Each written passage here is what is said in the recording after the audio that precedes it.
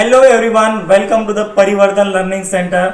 तो दोस्तों, आपके लिए मैंने एक्सरसाइज क्वेश्चन सीरीज स्टार्ट की है। तो पूरे के पूरे फर्स्ट चैप्टर से लेकर लास्ट चैप्टर तक पूरा का पूरा मैं एक्सरसाइज के सॉल्यूशंस आपको बताने वाला हूं। ठीक है, हमने दोस्तों rotational dynamic chapters already complete किया है। अगर आपने वो वीडियोस नहीं देखे हैं तो उसका लिंक, उसका जो प्लेलिस्ट है मैंने डिस्क्रिप्शन बॉक्स में दे रखा है, आप चेक कर सकते हैं। ठीक है, तो आज के इस सेशन में हम एक्सरसाइज के पूरे क्वेश्चन सॉल्व करने वाले हैं। एमसीक्यू हो या फिर न्यूमेरिकल हो, पूरे के पूरे A to Z क्वेश्चन हम सॉल्व करने वाले हैं।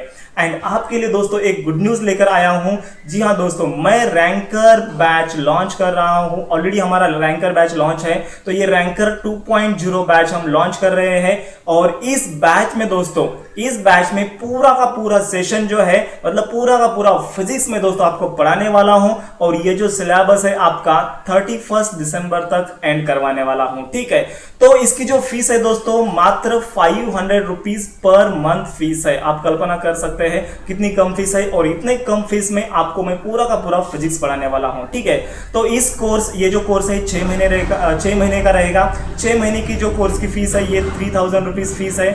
अगर आप दोस्तों मतलब एट ए टाइम भरते हैं, अगर फर्स्ट इंस्टॉलमेंट में भरते हैं तो इसकी जो फीस है मात्र 2000 रुपीज फीस है।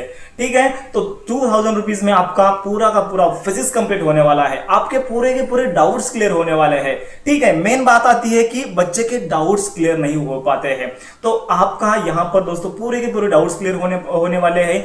टोटल कंप्लीट लाइव सेशन रहेगा। और देन उसकी बाद दोस्तों, अगर आप इंटरेस्टेड है तो नीचे फर्स्ट कमेंट में मैंने फॉर्म दिया है, वो आप फॉर्म फिलअप कीजिए। अगर आपको कुछ भी डाउट है तो फर्स्ट कमेंट में मैंने व्हाट्सएप नंबर दिया है, उस व्हाट्सएप नंबर पर आप दोस्तों मुझे मैसेज कर सकते हैं और इस कोर्स के बारे में और भी जानकारी ले सकते हैं। ठीक है, और ये जो कोर्स चालू होने वाला है दोस्तों 15 अगस्त से स्टार्ट होने वाला है। अगर आप दोस्तों इस कोर्स को कभी भी ज्वाइन करना चाहते हैं तो प्रीवियस जो लेक्चर्स है ये रिकॉर्डेड रहेंगे। ठीक है, सपोज मान लेते हैं कि आप ये जो वीडियो है, मेरा आज का वीडियो आप सितंबर में देख रहे हैं, तो ऑलरेडी कोर्स चालू होगा। ठीक है, तो पहले जो वीडियो है आपको रिकॉर्डेड मिलेंगे एंड बाद में के जो वीडियो है आप लाइव अटेंड कर सकते हैं। ठीक है, तो इसकी दोस्तों मेन एडवांटेज क्या है कि 31 दिसंबर तक पूरा का पूरा सिलेबस कंप्लीट होने वाला है। ओके, तो इसको जरूर ज्वाइन कीजिए, क्योंकि 500 रुपीज पर मंथ ज्यादा फीस नहीं है, क्योंकि आपके जो फिजिक्स है पूरा कंप्लीट फिजिक्स हो जाएगा और आपके डाउट्स पूरे सॉल्व हो जाएंगे।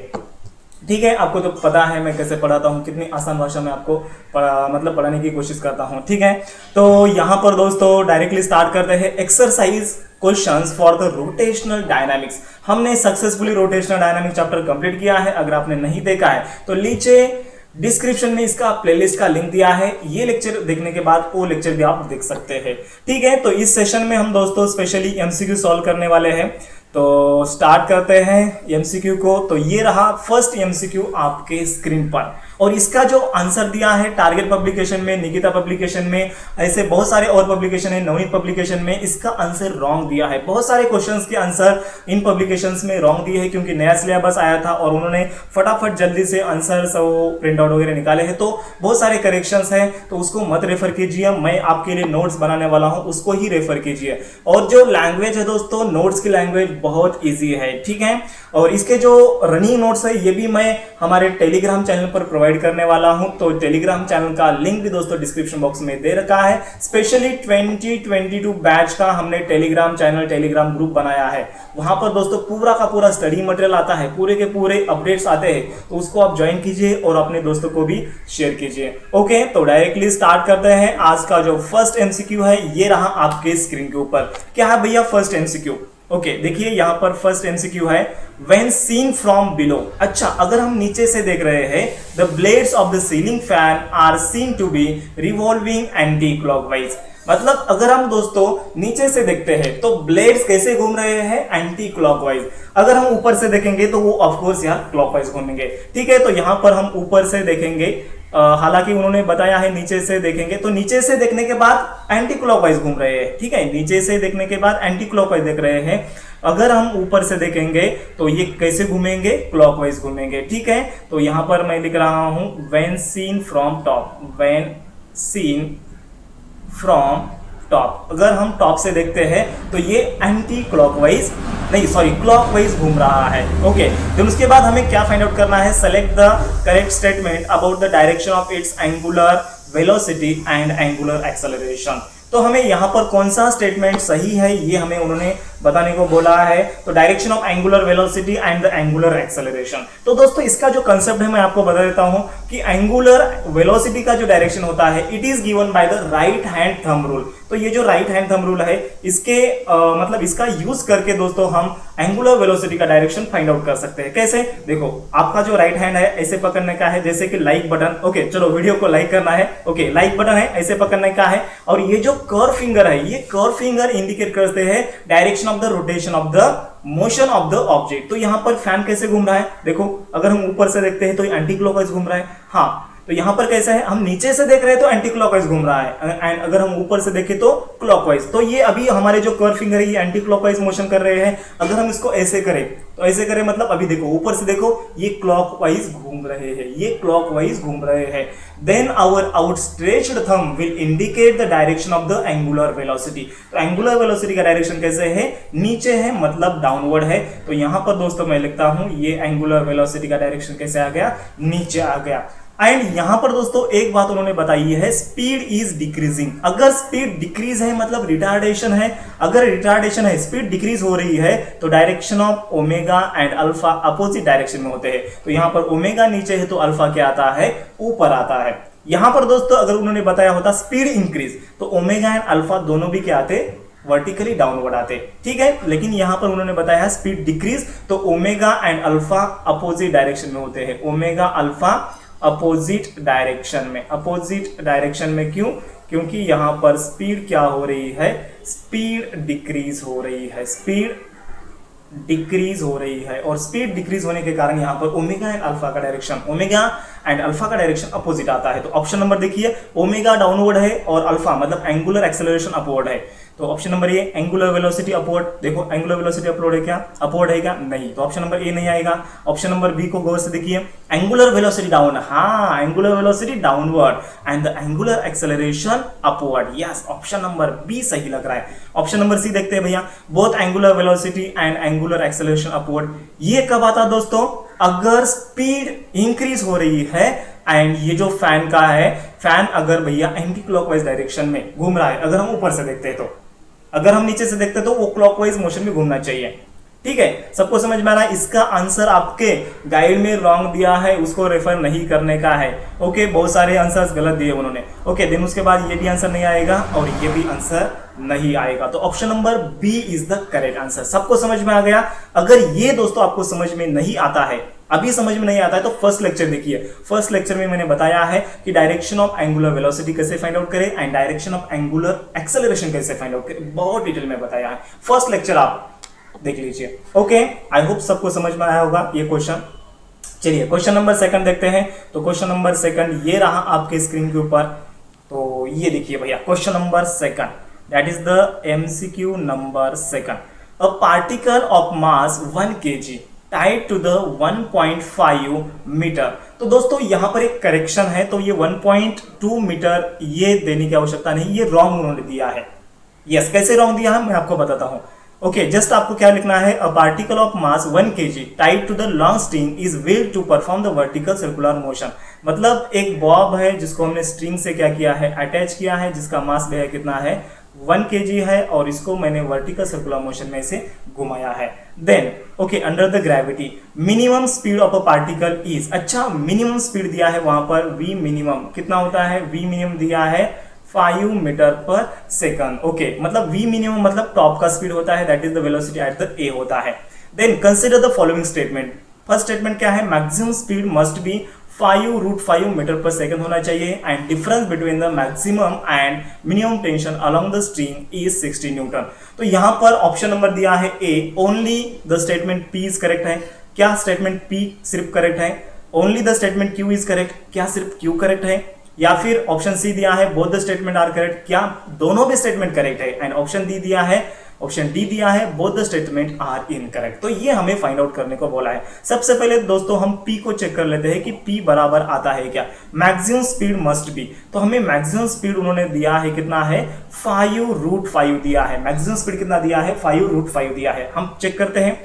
तो मैक्सिमम स्पीड का फॉर्मूला है दोस्तों, मैक्सिमम स्पीड का ये फॉर्मूला नहीं है, वेलोसिटी एट द बॉटम का फॉर्मूला है, that is the VB equal to क्या फॉर्मूला है माय डियर फ्रेंड्स, मैंने आपको बताया था, यस √5rg है। तो इसको मैं ऐसे लिख सकता हूं, √5rg को √5 इंटू √rg ऐसे लिख सकता हूं। हाँ सर बिल्कुल लिख सकते हैं। तो मैंने यहां पर ऐसे लिखा है। देन उसके बाद देखिए दोस्तों, यहां पर ये √5 एज इट इज आ गया, और ये जो √rg है ना, ये v मिनिमम जो वेलोसिटी होता है ना, ये होता है √rg हो गया। ठीक है, तो ये क्या आ गया, √rg का वैल्यू 5 आता है, तो ये आ गया 5, तो ये 5 आता है। This is the velocity at the bottom. तो ये बात दोस्तों मैं आपको बताता हूं, यहां पर गौर से देखिए, ये जो मैक्सिमम स्पीड है मस्ट बी 5√5 है। ये मैक्सिमम देखो, ये जो बॉटम का जो स्पीड होता है ये मैक्सिमम नहीं होता है, ये वेलोसिटी मस्ट बी मैक्सिमम। उन्होंने यहां पर क्या बोला है, मस्ट बी मैक्सिमम, इससे कम भी हो सकता है। ओके, आपको बात ध्यान में आ रही है, मस्ट बी मैक्सिमम। अगर इतना वेलोसिटी, ये तो मिनिमम वेलोसिटी है एक्चुअल में, क्योंकि हमें कम से कम इतना वेलोसिटी यहां पर प्रोवाइड करना ही पड़ेगा, जिसके कारण इसका ये complete circular motion, complete vertical circular motion perform करे ये पार्टिकल। ठीक है, तो यहां पर मैक्सिमम स्पीड मस्ट बी, अगर ये मस्ट बी नहीं होता या फिर मैक्सिमम स्पीड नहीं होता, just speed at the bottom रहता, तो ये 5√5 करेक्ट आंसर आता। तो ऑप्शन नंबर जो पी है ना, ये जो पी है ना, पी को हम मतलब 100% सही नहीं मान सकते, कुछ हद तक मान सकते लेकिन 100% नहीं मान सकते। यहां पर जस्ट स्पीड दिया होता, हाँ speed at the bottom is 5√5 दिया होता, तो ये आंसर करेक्ट आता। ठीक है, देन उसके बाद हम क्यू स्टेटमेंट चेक करते हैं। क्यू स्टेटमेंट क्या है, देखिए यहां पर एक Q statement, the difference between the maximum and the minimum tension. तो यहां पर मैं आपको बता दूं, tension at the bottom minus the tension at the top, that is tension at A equals to क्या होता है, 6 mg होता है। ये फॉर्मूला आपको याद करना है। देन ये 6 एज इट इज, मास कितना दिया है, 1 दिया है, और ग्रेविटी नियर अबाउट हम 10 मानते हैं, तो विच इज इक्वल्स टू ये क्या आता है, 60 न्यूटन आता है। ये क्या आता है, 60 न्यूटन आता है। तो यस, ये मतलब करेक्ट है, क्यू स्टेटमेंट करेक्ट है। और ये जो पी स्टेटमेंट है ना, ये 100% करेक्ट नहीं है। जस्ट यहां पर अगर स्पीड एट द बॉटम दिया होता तो करेक्ट होता। ओके, तो यहां पर दोस्तों क्या आएगा इसका, only the statement Q is correct, मतलब ऑप्शन नंबर बी को ताला लगाया जाए। Yes, option number B is the correct answer, only the statement Q is the correct answer. Okay, थोड़ा ये कंफ्यूज वाला क्वेश्चन है आपका। देखो पी स्टेटमेंट का आंसर आ रहा है 5√5, यस आ रहा है, लेकिन यहाँ पर maximum speed must be 5√5 metre per second. यहां पर उन्होंने क्या बोला है, मैक्सिमम स्पीड बोला है। ठीक है, तो ये मैक्सिमम स्पीड इतना नहीं, इससे अगर कम भी हो जाए तो फिर चलता है यार। ठीक है, तो फिर इसका आंसर क्या आता है, option number B is the correct answer आता है। ओके, तो ऑप्शन नंबर बी को ताला लगाया जाए, it's a correct answer. Then उसके बाद दोस्तों क्वेश्चन नंबर 3, ये रहा आपके स्क्रीन के ऊपर। क्या है क्वेश्चन नंबर 3, तो ये माय गॉड, ये तो बहुत बड़ा क्वेश्चन है। चलो ठीक है, कुछ बात नहीं, पढ़ते हैं, बहुत इजी क्वेश्चन है। देखो क्वेश्चन नंबर 3 ये रहा आपके स्क्रीन के ऊपर, ये रहा question number 3। Select the correct statement about the formula expression of the moment of inertia in terms of the mass m of the object and some of its distance parameters such as the r and l। तो हमें यहां पर दोस्तों क्या करना है, correct statement हमें select करना है। तो देखते हैं फिर कौन कौन से करेक्ट स्टेटमेंट है। तो ऑप्शन नंबर ए उन्होंने बताया है, चलिए ऑप्शन नंबर ए को हम गौर से देखते हैं। The different object must have different expression for the moment of inertia. चलिए ऑप्शन नंबर ए हम चेक करेंगे। तो उन्होंने क्या बोला है, different object must have different expression for the moment of inertia, मतलब जो डिफरेंट तरह के ऑब्जेक्ट होते हैं उनका मोमेंट ऑफ इनर्शिया डिफरेंट होना चाहिए, ऐसा उनका कहना है। लेकिन दोस्तों ऐसा कोई कंपल्शन नहीं है। अगर आप डिस्क की बात करें तो डिस्क का जो मोमेंट ऑफ इनर्शिया है along the axis passing through the centre of mass and perpendicular to the plane, उसका IC इक्वल्स टू फॉर्मूला आता है दोस्तों mr²/2 आता है। एंड अगर आप हॉलो राइट सर्कुलर कोन की बात करें तो इसका moment of inertia about an axis passing through this centre, ये आता है दोस्तों, ये भी मोमेंट ऑफ इनर्शिया आता है IC इक्वल्स टू mr²/2। मतलब उन्होंने ये जो कहा है different object must have different expression for the moment of inertia, ये रॉन्ग है, क्योंकि डिफरेंट ऑब्जेक्ट का मोमेंट ऑफ इनर्शिया सेम भी हो सकता है। हाँ, डिफरेंट तो हो सकता है लेकिन सेम भी हो सकता है। अगर हम डिस्क की बात करें एंड कोन की बात करें, हॉलो कोन की बात करें, तो इसका जो मोमेंट ऑफ इनर्शिया है ये यहां पर क्या आ रहा है, सेम आ रहा है। तो option number A is the wrong option. Okay, हाँ ठीक है। अगर उन्होंने ऐसा बोला होता different object may be have same moment of inertia, तो ऑप्शन नंबर ए सही आता। लेकिन उन्होंने ऐसा बोला है क्या, नहीं, different object must have different moment of inertia. हालांकि यहां पर ये डिफरेंट ऑब्जेक्ट है, ये डिस्क है और ये हॉलो कोन है, लेकिन उसका दोस्तों क्या आ रहा है, मोमेंट ऑफ इनर्शिया सेम आ रहा है। ऑप्शन नंबर बी चेक कर लेते हैं। देखिए, when rotating about their central axis hollow right circular cone and disc have the same expression for the moment of inertia। हाँ यार, ये सही आंसर लग रहा है, क्योंकि देखिए ये डिस्क का और ये हॉलो कोन का जो मोमेंट ऑफ इनर्शिया उन्होंने क्या बोला है, सेम होता है। यस, ये ऑप्शन क्या है, करेक्ट स्टेटमेंट है, क्योंकि अभी अभी यहां पर हमने देखा है दोनों का जो मोमेंट ऑफ इनर्शिया है ये सही है, तो ये करेक्ट स्टेटमेंट आ गया। चलिए ऑप्शन नंबर सी को भी चेक कर लेते हैं। ऑप्शन नंबर सी जो है ये करेक्ट स्टेटमेंट है क्या, expression for the moment of inertia for a parallel pipe rotating about the transverse axis passing through its centre include it's depth. तो दोस्तों यहाँ पर ऑप्शन नंबर सी को देखिए, पैरेलल पाइप मतलब क्या होता है, एक प्लेट होती है ऐसे, और प्लेट को जब हम नीचे ऐसे एक्सटेंड करते हैं, उसका कुछ ना कुछ थिकनेस लेते हैं, तब वो ये बन जाता है पैरेलल पाइप। तो जब हम दोस्तों पैरेलल पाइप की बात करते हैं, तब उन्होंने बोला है कि ये जो डेप्थ है, ये जो थिकनेस स्मॉल टी है, ये इंक्लूड होती है क्या मोमेंट ऑफ इनर्शिया। तो इसका आंसर है दोस्तों नहीं। उन्होंने बोला है इंक्लूड होती है, लेकिन इंक्लूड नहीं होती है। आई इक्वल टू फॉर्मूला आता है, आप यहाँ पर दोस्तों टेबल में देख सकते हैं, आई इक्वल टू है m/12 into under root of l square plus b square आता है। ठीक है, ये जो L मतलब क्या आता है, L मतलब ये लेंथ आता है, और B मतलब क्या आता है, ब्रेड्थ आता है उसका। ठीक है, तो यहाँ पर T की बात है क्या, नहीं, तो ऑप्शन नंबर सी नहीं आएगा। अगर यहाँ पर उन्होंने बोला होता कि इंक्लूड नहीं होता है, तो ऑप्शन नंबर सी सही आता है। Okay, then option number D को चेक करते हैं। देखिए ऑप्शन नंबर डी क्या है, expression for the moment of inertia of a rod and that of plane sheet is the same about the transverse axis. मतलब रॉड का and plane sheet का मतलब ये प्लेन शीट ही होता है। प्लेन शीट ले लो या फिर पैरेलल पाइप ले लो। अगर हम प्लेन शीट को अगर नीचे एक्सटेंड करते हैं तो पैरेलल पाइप आता है। ठीक है, तो ये प्लेन शीट का एंड ये रॉड का मोमेंट ऑफ इनर्शिया उन्होंने सेम बोला है, लेकिन दोस्तों अलग अलग होता है। रॉड का मोमेंट ऑफ इनर्शिया क्या होता है, रॉड का होता है ml² अपॉन क्या होता है भैया, 12 होता है। ठीक है, एंड ये प्लेन शीट का ये आता है प्लेन शीट का, और ये रॉड का आता है। तो सेम होता है क्या, नहीं, डिफरेंट आता है। तो इसका आंसर मतलब ऑप्शन नंबर डी भी दोस्तों रॉन्ग है। अगर उन्होंने बोला होता डिफरेंट आता है, तो ऑप्शन नंबर डी को हम ताला लगा देते। ओके, ऑप्शन नंबर डी भी हमारा करेक्ट था, लेकिन उन्होंने ऐसा बोला है क्या, नहीं। उन्होंने क्या बोला है, expression for the moment of inertia of rod and that of plane sheet is same, हालांकि ये डिफरेंट है। ओके, सबको समझ में आ गया। देन उसके बाद दोस्तों क्वेश्चन नंबर 4 ये रहा आपके स्क्रीन के ऊपर। देखिए क्वेश्चन नंबर 4 क्या है, बहुत इजी क्वेश्चन दोस्तों, क्वेश्चन नंबर 4, और थोड़ा ट्रिकी क्वेश्चन है ये। In a certain unit the radius of gyration और gyration of the uniform disk about its central and transverse axis is। अच्छा, यहां पर हमें क्या दिया दोस्तों, k दिया है। k का वैल्यू कितना है, अंडर रूट ऑफ 2.5 है, लेकिन कौन से एक्सिस के अलॉन्ग दिया है, about an axis passing through the centre, मतलब ट्रांसवर्स एक्सिस के अलॉन्ग ये रेडियस ऑफ गायरेशन दिया है। Then its radius of gyration about tangent in its plane, मतलब about a tangent in its plane, मतलब ये एक्सिस के अलॉन्ग हमें मोमेंट ऑफ इनर्शिया पहले फाइंड आउट करना है, देन उसके बाद हमें यहाँ पर radius of gyration find out करना है। ठीक है, तो बहुत इजी बात है दोस्तों। देखो ये I इक्वल टू क्या होता है, m² होता है, और एक k का वैल्यू हमें दिया है, और यहाँ पर दोस्तों I का वैल्यू क्या होता है, I का वैल्यू यहाँ पर होता है दोस्तों mr²/2। ये किसके अलॉन्ग है, moment of inertia of the disc about an axis passing through the centre. अगर हम दोस्तों डायमीटर को पास करते हैं, देखिए हमें यहाँ पर ये IT सबसे पहले फाइंड आउट करना है, ये हमें यहाँ पर IC दिया है। ओके, सबसे पहले हम क्या करते हैं दोस्तों, about the diameter find out कर लेते हैं। ये आएगा, देखो डिस्क का जो डायग्राम है मैं यहाँ पर दोस्तों क्लियर कट बता देता हूँ, क्योंकि आप लोगों को समझ में आ जाए। ये डिस्क है, हमें मोमेंट ऑफ इनर्शिया इस एक्सिस के अलॉन्ग पता है, ये IC इक्वल टू क्या होता है, mr²/2 होता है। सबसे पहले हम ID मतलब about the diameter find out करेंगे, देन उसके बाद हम about the tangent find out करेंगे। तो ID मतलब क्या होता है दोस्तों, ID होता है mr²/4 होता है, इसके डायरेक्ट हाफ होता है, सेंटर के हाफ होता है, मतलब mr²/2 के हाफ mr²/4 होता है।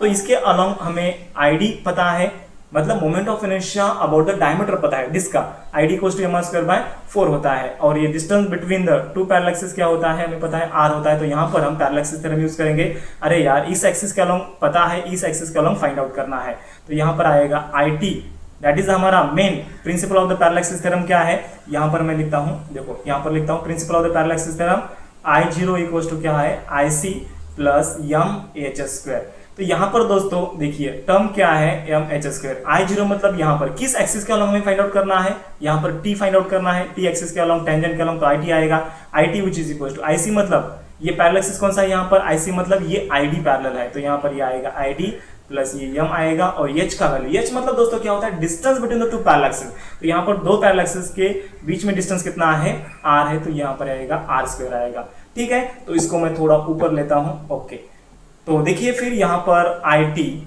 विच is equal to I D दोस्तों कितना है, ऊपर देखिए आई डी कितना दिया है एम आर स्क्वायर बाय 4 दिया है, प्लस ये आएगा एम आर स्क्वायर आएगा, इसके अलॉन्ग या फिर इसके डिवाइडेशन में कुछ नहीं मतलब 1 होता है। इसका अगर हम दोस्तों क्रॉस मल्टीप्लिकेशन करेंगे तो 1 से यहाँ पर मल्टीप्लाई किया, 4 से यहाँ पर मल्टीप्लाई किया, तो 4 प्लस 1 कितना आता है 5 आता है, तो ये आता है दोस्तों 5 एम आर स्क्वायर बाई ये 4 आता है, और ये आ गया आई टी आ गया। सबको समझ में आ गया? ओके, देन उसके बाद मैं यहाँ पर ही लिखता हूँ, तो आई टी हमें पता चल गया है। आई टी मतलब दोस्तों क्या होता है एम के स्क्वायर होता है, और ये एम के स्क्वायर ये एम के टी स्क्वायर होता है। ओके, एम के टी स्क्वायर इक्वल्स टू ये आ गया 5 एम आर स्क्वायर बाय 4। मैंने क्या किया, ये जो आई टी है ना, आई टी को मैंने एम के स्क्वायर लिखा, तो यहाँ पर टी होने के कारण मैंने एम के टी लिखा है, यहाँ पर एम गेट कैंसल एंड हमें के टी फाइंड आउट करना है, तो के टी इक्वल्स टू क्या आता है ये √5 अपॉन ये क्या आता है 2 आता है, इंटू ये आता है आर आता है। ठीक है, ओके, तो यहां पर दोस्तों मैं आपको बता दूं ये जो k दिया है ना, k इक्वल्स टू √2.5 ये जो दिया है ना, ये क्या होता है दोस्तों, ये होता है देखिए इसके अलॉन्ग मोमेंट ऑफ इनर्शिया क्या होता है आईसी के along M are square by 2 होता है। तो यहाँ पर I इक्वल्स टू मैंने आपको बताया है क्या होता है एम के स्क्वायर होता है, और k का वैल्यू यहाँ पर √2.5 दिया है। तो यहाँ पर ये देखिए इसका मोमेंट ऑफ इनर्शिया, ये एक मिनट, ये आई सी इक्वल्स टू ऊपर हमें के का वैल्यू फाइंड आउट करना है, मतलब के का वैल्यू एक्चुअल में क्या आता है R/√2 ही आता है। देखो यहाँ पर देखिए ये आई सी कितना है, आई सी इक्वल्स टू है एम आर स्क्वायर बाय 2 है, और ये आई सी मतलब क्या होता है एम के स्क्वायर होता है, तो ये एम के स्क्वायर के साथ अगर हम इक्वल करें तो कहाँ पर करें, ऊपर करें। ओके, देखिए ये क्या आता है M K square which is equal to ये आता है एम आर स्क्वायर बाय 2 आता है। ओके, थोड़ा आपको दोस्तों ध्यान देना है, ये एम गेट कैंसल, तो k का वैल्यू क्या आता है k इक्वल्स टू, अरे यार k square equals to R square by 2 आता है, तो k इक्वल्स टू क्या आता है R/√2 आता है। तो ये k मतलब ये k होता है, अरे यार उसी एक्सिस के अलॉन्ग तो हमें k दिया है। देखो in a certain unit the radius of gyration of the uniform disc about its central axis कितना दिया है, रेडियस ऑफ गायरेशन √2.5, मतलब इस एक्सिस के अलॉन्ग हमें रेडियस ऑफ गायरेशन दिया है, तो k इक्वल्स टू क्या आता है R/√2 का वैल्यू कितना है √2.5 दिया है।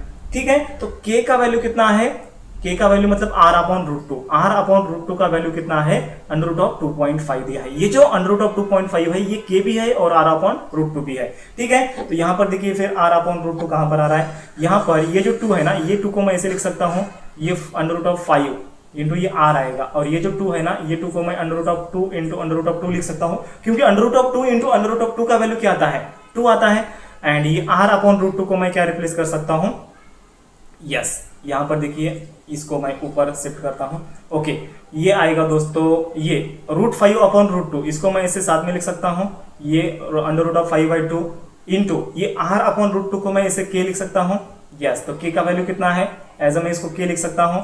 ओके, तो √5/2 का वैल्यू दोस्तों पता है कितना आता है 2.5 आता है, और k का वैल्यू भी कितना दिया है 2.5 दिया है, √2.5 इंटू √2.5, तो इसका वैल्यू आता है 2.5, तो kt का वैल्यू कितना आ गया है 2.5। देखो कितना ट्रिकी एमसीक्यू है दोस्तों ये, तो आपको अगर ये सॉल्व करना है तो आई थिंक ये जो क्वेश्चन है आपको रिपीट देखना पड़ेगा। ठीक है, क्योंकि यहाँ पर देखिए आपको क्या करना है, सबसे पहले about the diameter find out करना है, principle of parallel axis theorem use करना है यहाँ पर, देन केटी फाइंड आउट करना है, देन ये जो R/√2 है, R/√2 का वैल्यू मतलब k ही होता है, तो k का वैल्यू यहाँ पर दिया है √2.5। ठीक है, सबको समझ में आ गया। ओके, तो 2.5 देखिए फिर ऑप्शन नंबर, यस कौन सा है, ऑप्शन नंबर बी को ताला लगाया जाए, this is the correct answer. Okay चलिए यहाँ पर दोस्तों आप इसको नोट डाउन कर सकते हैं, और ये जो पीडीएफ है ये टेलीग्राम चैनल पर मैं डालने वाला हूँ एज इट इज, ये रनिंग पीडीएफ। ओके देन उसके बाद दोस्तों यहाँ पर देखिए ये क्वेश्चन नंबर 5 दिया है। क्वेश्चन नंबर 5 को सॉल्व कर लेते हैं, बहुत इजी वाला क्वेश्चन है क्वेश्चन नंबर 5। सबसे पहले दोस्तों हम क्या करते हैं, सबसे पहले हम राइट हैंड साइड को सॉल्व करते हैं। ओके तो क्वेश्चन नंबर 5 देखिए, कंसीडर द फॉलोइंग केसेस। दो केसेस दिया है। फर्स्ट है a planet revolving in the elliptical orbit.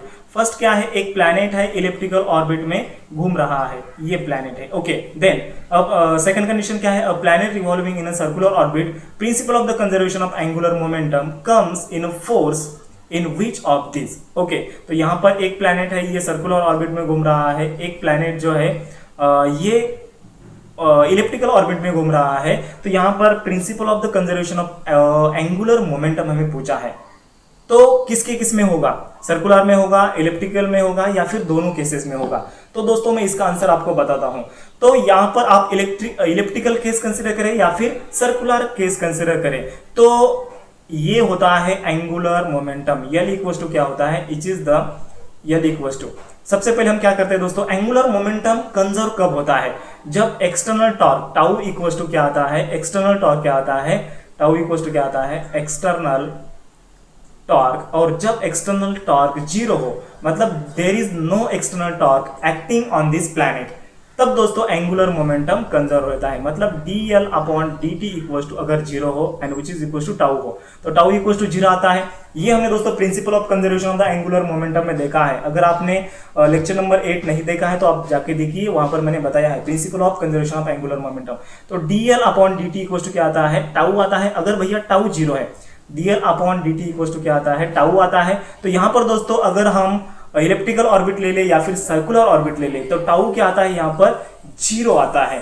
ठीक है, तो यहाँ पर उसके कारण दोस्तों यल क्या होता है, यल कांस्टेंट मेंटेन होता है। यल क्या है, कांस्टेंट मेंटेन होता है। तो चाहे यहाँ पर इलिप्टिकल ऑर्बिट हो या फिर सर्कुलर ऑर्बिट हो, तो दोनों में भी दोस्तों कंजर्वेशन ऑफ एंगुलर मोमेंटम होता है। मतलब for both p and q, तो कंजर्वेशन ऑफ एंगुलर मोमेंटम होता है। एंड टॉर्क 0 क्यों आता है, यहां पर मैं बताता हूं टॉर्क 0 क्यों आता है, क्योंकि टॉर्क इक्वल टू क्या होता है, yes force into perpendicular distance होता है। That is the F R, ये साइन थीटा होता है, एफ आर साइन थीटा होता है। तो थीटा 0 होने के कारण क्या होता है, यहाँ पर एफ इंटू आर, तो साइन थीटा क्या होता है, यहाँ पर 0 होता है। थीटा 0 होने के कारण यहाँ पर मैं लिखता हूँ since theta is 0, that's why sine theta, sine 0 0 होता है। तो यहाँ पर टाउ क्या आता है, 0 आता है। क्योंकि यहाँ पर दोस्तों यहाँ पर ये centripetal force and radius vector ये सेम डायरेक्शन में एक्ट होते हैं। ये देखिए ये सेंट्रीपिटल फोर्स मतलब एफ एंड ये रेडियस वेक्टर, मतलब ये जो एफ एंड आर है ये सेम डायरेक्शन में एक्ट हो रहे हैं, which is along the radius vector act हो रहे हैं। उसी के कारण क्या होता है, थीटा 0 आता है, angle between the force and the radius. ये 0 आने के कारण क्या होता है, एफ आर 0 आता है, और एफ आर 0 आने के कारण टाउ 0 आता है, और टाउ 0 आने के कारण ये जो यल है ये कांस्टेंट रहता है, कंजर्व रहता है। ठीक है, ओके मतलब जो ऑर्बिट है ये कौन सा भी हो, उसका जो एंगुलर मोमेंटम है ये कंजर्व होता है, ये आपको ध्यान में रखना है। तो ऑप्शन कौन सा आएगा, option C, that is the both P and Q statement are correct. Okay चलिए लास्ट क्वेश्चन देखते हैं। क्वेश्चन नंबर 6 ये रहा आपके स्क्रीन पर, और ये जो क्वेश्चन नंबर 6 है ये 2022 बैच के लिए ये डिलेटेड है, क्योंकि 25% सिलेबस में ये डिलेटेड हो चुका है। 25% सिलेबस में ये क्वेश्चन डिलीट हो चुका है। ओके 25% डिलेटेड क्वेश्चन मैं यहाँ पर ऐसे लिखता हूँ क्योंकि आप लोगों को समझ में आ जाए। लेकिन दोस्तों सीईटी में अगर आपका सिलेबस 25% डिलीट नहीं होता है तो ये पूछा जा सकता है। ओके तो यहाँ पर उन्होंने क्या बोला है, a thin walled hollow cylinder is rolling down on an inclined plane without slipping। अच्छा एक इंक्लाइन प्लेन है, और इस इंक्लाइन प्लेन पर दोस्तों क्या है, एक हॉलो क्या है सिलेंडर है, ये क्या हो रहा है, नीचे रोल हो रहा है without slipping. Okay at any instant the ratio of the rotational kinetic energy, translational kinetic energy and the total kinetic energy. अभी दोस्तों ये जो हॉलो सिलेंडर होता है ना, ये हॉलो सिलेंडर, इसका जो मोमेंट ऑफ इनर्शिया होता है ना, I इक्वल टू होता है दोस्तों यम आर स्क्वायर होता है। I इक्वल टू क्या होता है, यम आर स्क्वायर होता है, एंड I को हम यम के स्क्वायर भी लिख सकते हैं। ओके यहाँ पर यम एम गेट कैंसल, ओके यहाँ पर एम एम गेट क्या होता है, कैंसल होता है। तो यहाँ पर मैं लिख सकता हूँ दोस्तों, मतलब के स्क्वायर अपॉन आर स्क्वायर, के स्क्वायर अपॉन आर स्क्वायर का वैल्यू कितना है, 1 है। ओके के स्क्वायर अपॉन आर स्क्वायर का वैल्यू कितना है, 1 है। ओके कैसे आ गया देखिए, डायरेक्टली आप याद भी कर सकते हैं फॉर द हॉलो सिलेंडर, तो K square upon R square का वैल्यू क्या होता है 1 होता है। देखिए यहाँ पर ये m कैंसिल हो गया, तो ये R square which is equal to K square आ गया, तो K square upon R square का वैल्यू यहाँ पर कितना आ गया 1 आ गया। ओके, तो यहाँ पर दोस्तों हमें फाइंड आउट करने को बोला है rotational kinetic energy, translational kinetic energy and total kinetic energy. इसका डायरेक्टली फॉर्मूला है दोस्तों, देखो यहाँ पर आपको लिखना है rotational kinetic energy as to यहाँ पर translational kinetic energy as to यहाँ पर लिखना है टोटल काइनेटिक एनर्जी। ठीक है, तो रोटेशनल काइनेटिक एनर्जी का फॉर्मूला सबको पता है 1/2 I ओमेगा स्क्वायर होता है। देन उसके बाद ट्रांसलेशन का सबको पता है 1/2 mv स्क्वायर होता है। एंड देन उसके बाद टोटल का सबको पता है, टोटल का क्या होता है 1/2 mv square into 1 plus K square upon R square होता है। ठीक है, तो ये रहा यहाँ पर 1/2 कैंसल। तो यहाँ पर दोस्तों I को मैं कैसे लिख सकता हूँ, I को mr स्क्वायर लिख सकता हूँ। यहाँ पर क्या आएगा, ये आएगा mr स्क्वायर, ये आएगा ओमेगा। ओमेगा को मैं क्या लिखूंगा v square upon I square लिखूंगा। तो ये आर स्क्वायर यहाँ पर कैंसिल होता है। Okay, which is equal to लिख सकते हैं या फिर एज टू आप लिख सकते हैं, तो ये एज टू आएगा, तो ये एज टू आएगा। देखो आपको क्या करना है, ये रोटेशनल काइनेटिक एनर्जी, यार मैंने आपको फॉर्मूला बताया था 1/2 I ओमेगा स्क्वायर होता है। हाँ सर, I क्या होता है m के स्क्वायर होता है, m आर स्क्वायर नहीं, यहाँ पर आपको क्या करना है के स्क्वायर लिखना है। तो यहाँ पर क्या आएगा m के स्क्वायर होता है। ओके, देन उसके बाद दोस्तों यहाँ पर एज टू ये m एज इट इज आएगा, ये v square as it is आएगा। देन उसके बाद ये m ये v स्क्वायर, देन 1 प्लस ये के स्क्वायर अपॉन ये आता है आर स्क्वायर। तो यहाँ पर m cancel, then v square cancel, बचता क्या है दोस्तों K square upon R square as to यहाँ पर 1 plus K square upon R square बचता है। ठीक है, तो यहाँ पर दोस्तों आप यहाँ पर कौन सा भी कंसिडर कर सकते हैं, मतलब ये डायरेक्ट फॉर्मूला आप ये भी फॉर्मूला याद कर सकते हैं। अगर ये डायरेक्ट फॉर्मूला आपको याद नहीं आ रहा है तो ऊपर का हमारा जो जनरल फॉर्मूला है, ये जनरल फॉर्मूला को आप याद कीजिए। ये जो जनरल फॉर्मूला है, ये जनरल फॉर्मूला को आप याद कर सकते हैं। ठीक है, that is the rotational kinetic energy होता है 1/2 I omega square. Translational kinetic energy होता है, हमने 10वीं में पढ़ा था, 11वीं में पढ़ा था, 1/2 m स्क्वायर होता है। देन रोटेशनल काइनेटिक एनर्जी होता है, टोटल काइनेटिक एनर्जी होता है 1/2 m square into 1 plus K square upon R square, ये भी हमने देखा है। ओके, तो मैंने I को लिखा m के स्क्वायर, यहाँ पर लिखा था मैंने। देन उसके बाद दोस्तों ये ओमेगा को लिखा मैंने v अपॉन आर होता है, तो यहाँ पर ओमेगा स्क्वायर होने के कारण यहाँ पर क्या आ गया, yes v square upon R square आ गया। देन ये m square as it is, then ये m square as it is, then 1 plus K square upon R square as it is. Then दोस्तों यहाँ पर m है, यहाँ पर ये m है, यहाँ पर m है, तीनों जगह पर m है, m कैंसिल हो गया। यहाँ पर v स्क्वायर है, यहाँ पर v स्क्वायर है, यहाँ पर v स्क्वायर है, तीनों जगह पर v स्क्वायर है, v स्क्वायर कैंसिल हो गया। बचा क्या है के स्क्वायर अपॉन आर स्क्वायर, यहाँ पर कुछ नहीं मतलब 1, और यहाँ पर ये ब्रैकेट वाली term 1 plus K square upon R square. Okay, तो यहाँ पर दोस्तों K square upon R square का value for the hollow cylinder के लिए दोस्तों K square upon R square का वैल्यू कितना है 1 है, तो यहाँ पर आएगा 1 एज टू ये 1 आएगा, और यहाँ पर ये आएगा 1 plus K square upon R square का वैल्यू 1, तो ये क्या आता है 1 एज टू ये 1 प्लस 1 मतलब 2। तो ये रहा दोस्तों रेशियो, किसका ratio, the rotational kinetic energy as to translational kinetic energy as to total kinetic energy. तो 1:2 मतलब ऑप्शन नंबर ए को ताला लगाया जाए। एक बार मैं आंसर चेक कर लेता हूँ, यस आंसर सही है। ओके, तो यहाँ पर दोस्तों हमने सक्सेसफुली 6 MCQ कवर अप किया है। अगर आपने ये पहले सॉल्व नहीं किया है तो ये जो पीडीएफ है, ये पीडीएफ हमारे टेलीग्राम चैनल पर अवेलेबल है, जिसका लिंक मैंने डिस्क्रिप्शन बॉक्स में दे रखा है, आप ज्वाइन कीजिए और ये पीडीएफ आप डाउनलोड कर सकते हैं और कभी भी दोस्तों आप यहाँ पर रिवाइज कर सकते हैं। ठीक है, तो थोड़े ट्रिकी एमसीक्यू थे और फर्स्ट चैप्टर थोड़ा हमारा ट्रिकी है, इसके एमसीक्यू थोड़े हार्ड आते हैं लेकिन उतने हार्ड नहीं आते हैं। ठीक है, अगर आपके कंसेप्ट क्लियर है, अगर आपने दोस्तों मेरा पूरा का पूरा सेपरेट प्लेलिस्ट देखा है, पूरे वीडियोस देखे रोटेशनल डायनामिक्स के, तो आपको दोस्तों ये 100% समझ में आ जाता है। ठीक है, एंड रैंकर बैच को जरूर ज्वाइन करना है, क्योंकि रैंकर बैच में आपके पूरे के पूरे यहाँ पर यार ये फॉर्मूला यही क्यों आता है, ये मतलब इसको ऐसे ही सॉल्व क्यों करना है, अगर फॉर्मूला सॉल्व करना है तो ट्रिक्स क्या क्या अप्लाई करना है, ये मैं दोस्तों पूरा का पूरा लाइव लेक्चर में बताने वाला हूँ। ठीक है, तो लाइव लेक्चर जरूर ज्वाइन कीजिए क्योंकि आपका 100% फायदा होने वाला है उसमें। ओके, नीचे फॉर्म को भरना है। ओके, चलिए, और अगला लेक्चर दोस्तों इस चैनल के ऊपर, परिवर्तन लर्निंग चैनल के ऊपर हर दिन दोस्तों रात को 8 बजे फिजिक्स का लेक्चर आते रहता है, जरूर देखना है और आपके दोस्तों के भी शेयर करना है। ठीक है, और अगला लेक्चर जो हम बनाएंगे न्यूमेरिकल पर बनाने वाले हैं। न्यूमेरिकल पूरे के पूरे मैं आपको सॉल्व करके देने वाला हूँ, एक्सरसाइज के पूरे न्यूमेरिकल। ठीक है, तो हैव अ नाइस डे, मिलते हैं बहुत जल्दी ही कल 8 बजे। Thank you.